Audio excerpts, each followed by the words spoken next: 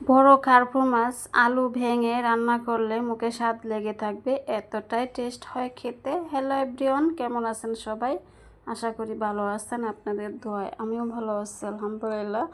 তো চুলায় একটা প্যান বসিয়ে দিয়েছি, দিয়ে আমি মাছগুলো ভেজে নেওয়ার জন্য তেল দিয়ে দিয়েছি। তেলটা গরম হয়ে গেলে আমি মাছগুলো ভেজে নেব। তো তেলটা গরম হয়ে গেছে, এখন আমি মাছগুলা দিয়ে দিচ্ছি। এখানে আমি 7-8 টুকরো কার্পু মাছ নিয়ে নিয়েছি। কার্পু মাছগুলোকে আমি ভালো করে ধুয়ে পরিষ্কার করে সামান্য মরিচের গুঁড়া, হলুদের গুঁড়া, লবণ দিয়ে মেখে মাছগুলোকে ভেজে নিচ্ছি।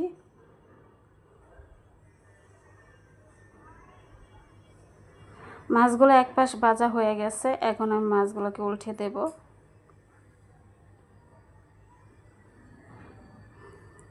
আমি সব কয়টা মাছ উল্টে দেব, দিয়ে ওই পাশটাও ভেজে নেব।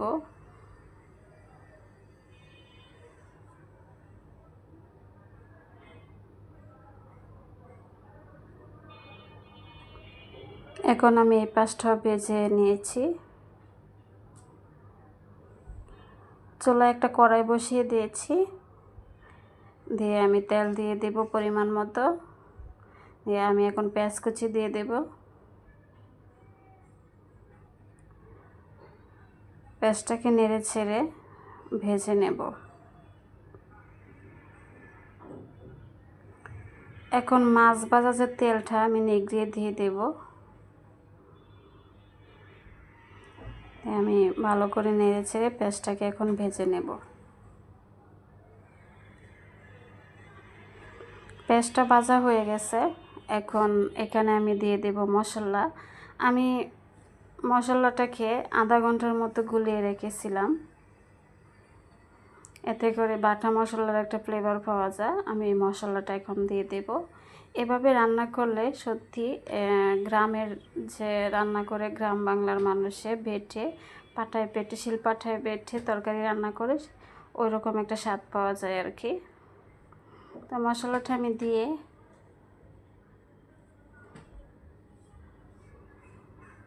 এখন মশলাটাকে আমি কষিয়ে নেব। এখানে আমি যে বাটিটা ধুয়ে আমি একটুখানি পানি দিয়ে দিয়েছি মশলাটা কষিয়ে নেওয়ার জন্য। নেড়ে ছেড়ে দিয়ে আমি ঢাকনা দিয়ে ডেকে মশলাটাকে কষিয়ে নিচ্ছি।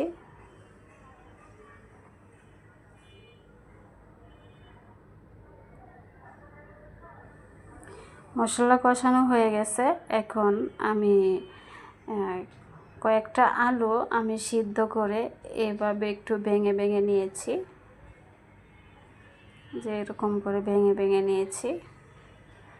আলুগুলো আমি দিয়ে দিচ্ছি, আর দিয়ে দেবো এখানে দুটো ছোট ছোট টমেটো কেটে আমি আলুগুলোর সাথে দিয়ে দিয়েছি।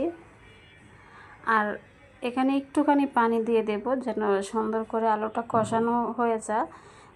অল্প একটু পানি দিয়ে দেব। আর বাহিরের একটু নয়েজ আসতেছে, আপনারা কিছু মনে করবেন না, আজকে একটু বাহিরে বেশি শব্দ হচ্ছে, কিছু করার নেই, তাই প্লিজ কিছু মনে করবেন না।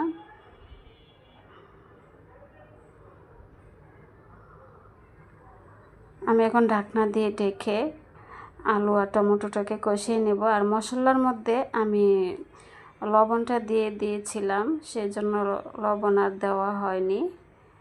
আমি মশলা গোলানোর সময় মশলার মধ্যেই আমি লবণটা দিয়ে নিয়েছিলাম। আলুটা কষানো হয়ে গেছে, এখন আমি পরিমাণ মতো ঝোল দিয়ে দেব। ঝোল দিয়ে দিয়েছি, দিয়ে ঢাকনা দিয়ে ডেকে কিছুক্ষণ রান্না করে নেব। তো এ পর্যন্ত আপনারা যারা ভিডিওটা দেখতেছেন কাছে কিংবা দূরে, দেশ কিংবা দেশের বাইরে, যে যেখান থেকে দেখতেছেন, আপনাদেরকে অসংখ্য অসংখ্য ধন্যবাদ আপনাদের মূল্যবান সময় দিয়ে আমার ভিডিওটা দেখার জন্য। যদি কোনো অংশ ভালো লেগে থাকে আমার রান্নার, তাহলে লাইক, কমেন্ট, সাবস্ক্রাইব করে আমার পাশে থাকার অনুরোধ রইল। আপনাদের একটা লাইক আমার কাছে অনেক মূল্যবান, আপনাদের মতো অনেক বন্ধুদের কাছে পৌঁছে দিতে সাহায্য করবে, তাই প্লিজ একটা লাইক দিয়ে আমার সাথে থাকার অনুরোধ রইল। আর আপনারা যারা সাবস্ক্রাইব করে দিয়েছেন আপনাদেরকে অসংখ্য অসংখ্য ধন্যবাদ। আর কমেন্টে বলবেন রান্নাটা কেমন হয়েছে, তবে খেতে কিন্তু অসম্ভব মজা হয়েছিল, খুবই মজা হয়েছিল খেতে। আপনারাও বলবেন কেমন হয়েছে রান্নাটা। তো আমি মাছগুলো দিয়ে দিয়েছি, কথা বলতে বলতে এর মধ্যে মাছ দিয়ে দিয়েছি, দিয়ে আবার একটু রান্না করে ঢাকনাটা উঠিয়ে নিয়েছি। দেখুন আবার নেড়ে ছেড়ে দিয়ে আমি এখানে কাঁচামরিচ দিয়ে দেব। রান্নাটাও প্রায় শেষের পথে। আর দেখুন কালারটাও কিন্তু খুব সুন্দর এসেছে। কালারটা দেখে বোঝা যায় যে খেতে কতটুকু মজা হবে। এখন আমি কাঁচামরিচ দিয়ে দিয়েছি, দিয়ে একটু নেড়ে চেড়ে দিয়ে আর একটুখানি রান্না করে নেব।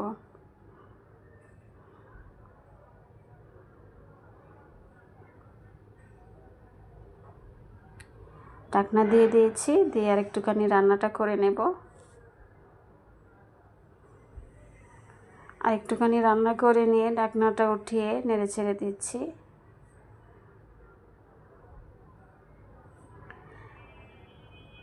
এখন আমি চুলার জালটা অফ করে দেব, দিয়ে কিছুক্ষণ আমি চুলার মধ্যে রেখে দেব। দেখুন কালারটা কত সুন্দর এসেছে আর অসম্ভব হয়েছিল খেতে। আজকের মতো এখানেই রাখছি। ধন্যবাদ আপনাদের সবাইকে।